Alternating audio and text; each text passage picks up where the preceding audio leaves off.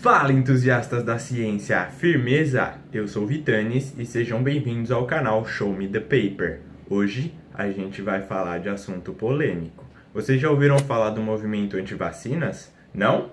Então vem comigo! Pois bem, esse movimento surgiu em 1998, após a publicação de um médico, Andrew Wakefield, esse cara aqui. No artigo dele, ele ressaltava a relação entre a aplicação da vacina tríplice viral e o desenvolvimento do autismo. Na época, as pessoas ficaram extremamente alarmadas, né? Uma vez que o autismo é uma doença séria. Porém, alguns anos depois, descobriram que Andrew Wakefield estava recebendo 45 milhões de dólares para forjar os resultados de sua publicação.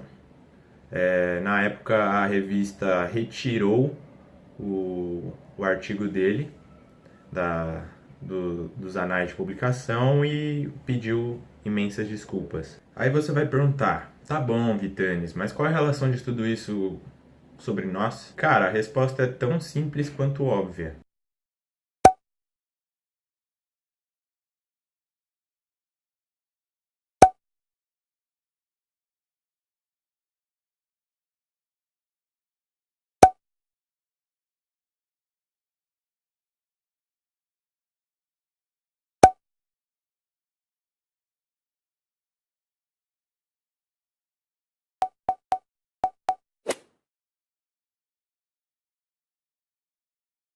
Um movimento como esse, ele é de extrema relevância e é extremamente preocupante, porque imagina o seguinte, logo após a vinculação na mídia dessa descoberta desse Andrew, todos os pais, ou a grande parte, uma parcela, vão deixar de vacinar os seus filhos.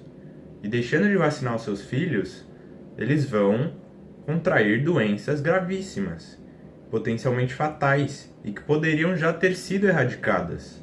Continua raciocinando comigo.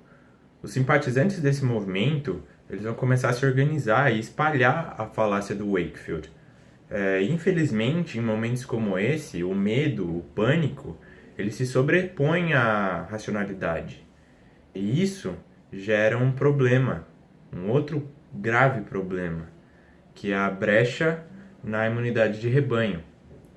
Esse conceito de imunidade de rebanho eu vou explicar um pouco mais para frente no vídeo. Antes eu vou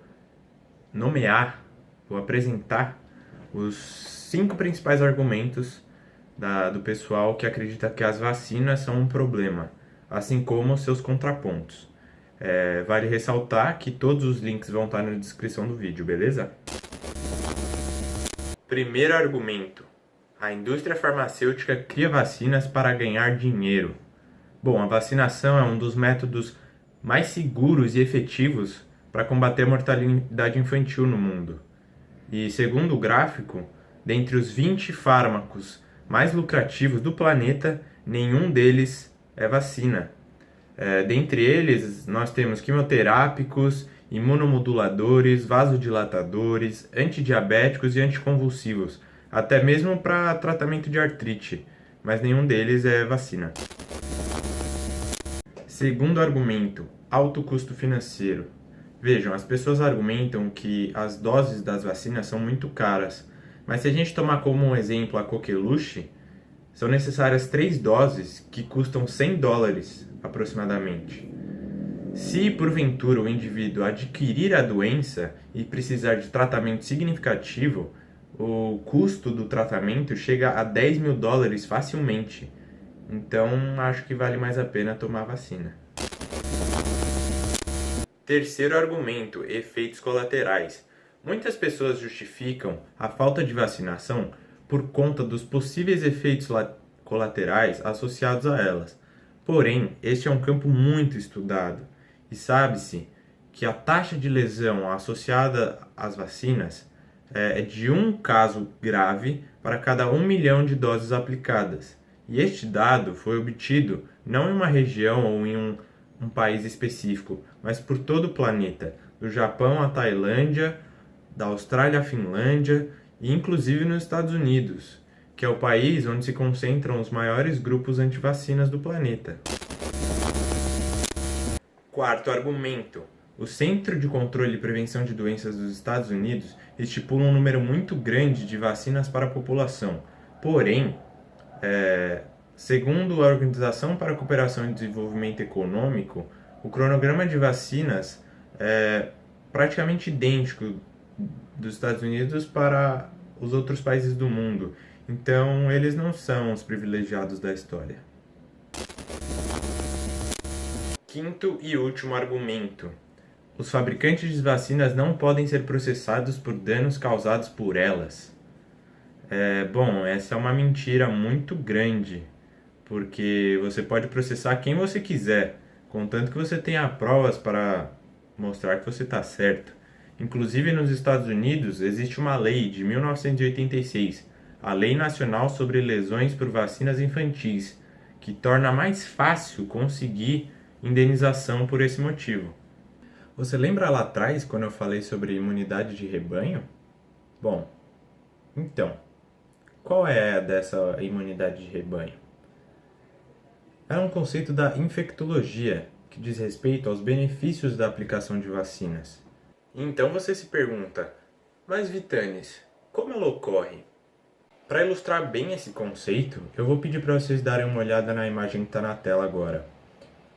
Observem só, no primeiro quadro, a gente vê pessoas não imunizadas saudáveis, representadas pelos bonecos azuis, e pessoas não imunizadas doentes, representadas pelos bonecos vermelhos.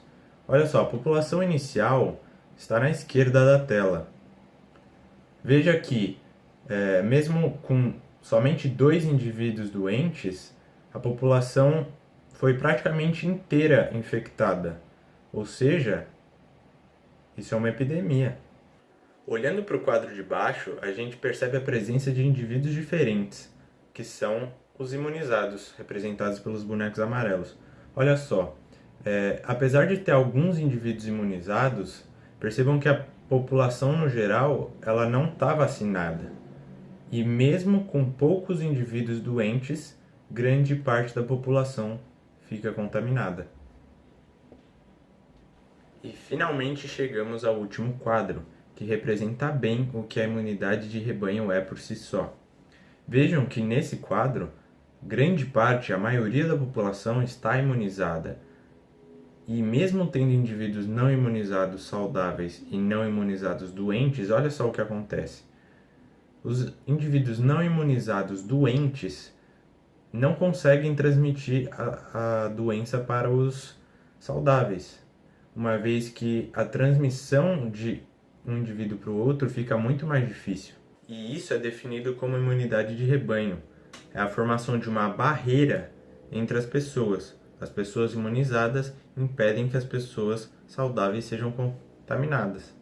E por isso, fica mais difícil ter uma epidemia. E olha como tudo isso está tão perto da gente. Isso acabou de acontecer com a febre amarela. Se você não tomou a vacina, provavelmente você não foi infectado porque outras pessoas ao seu redor estavam imunizadas e impediram que o vírus chegasse até você. Bom, e com tudo isso dito, eu gostaria de lançar uma pergunta para você. Vacinação é uma escolha pessoal ou uma questão de saúde pública?